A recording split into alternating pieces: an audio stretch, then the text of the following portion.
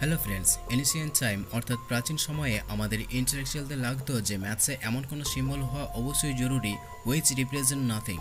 So any নাথিংকে represent করার জন্য কোনো সিম্বল তো অবশ্যই প্রয়োজন। আর এই জিনিসটি মাথায় রেখে 5th সেঞ্চুরি শেষের থেকে ইন্ডিয়ার অন্যতম ম্যাথমেটিশিয়ান আর্যভট্ট জিরোকে ইনভেন্ট করেছিলেন। And let me tell you dear friends, zero যে সিম্বলটি তৈরি করা হয়েছিল এক প্রাচীন মন্দিরে, স্পেশালি গোয়ালিয়র মন্দির। সো ফ্রেন্ডস, আপনি যদি ভাবছেন জিরো ইনভেনশন এটি খুব বড় ইনভেনশন না, ডোন্ট ওয়ারি, আমি বলছি যদি জিরো ইনভেন্ট না হতো তাহলে আজ বাইনারি ল্যাঙ্গুয়েজ আসতো না, আর বাইনারি ল্যাঙ্গুয়েজ না থাকলে আজ ল্যাপটপ, কম্পিউটার, কোডিং কিছুই আসতো না। যদি ভারত জিরো না দিত তাহলে আজ জানতে যাওয়াটাও অসম্ভব হয়ে পড়তো। সো ফ্রেন্ডস, আপনি কি এই ফ্যাক্টটি আগে থেকে জানতেন? যদি না জেনে থাকেন তাহলে অবশ্যই কমেন্ট বক্সে কমেন্ট করে জানাবেন। তো দেখা হচ্ছে নেক্সট ভিডিওতে, ততক্ষণ পর্যন্ত ভালো থাকুন, সুস্থ থাকুন। Thank you so much.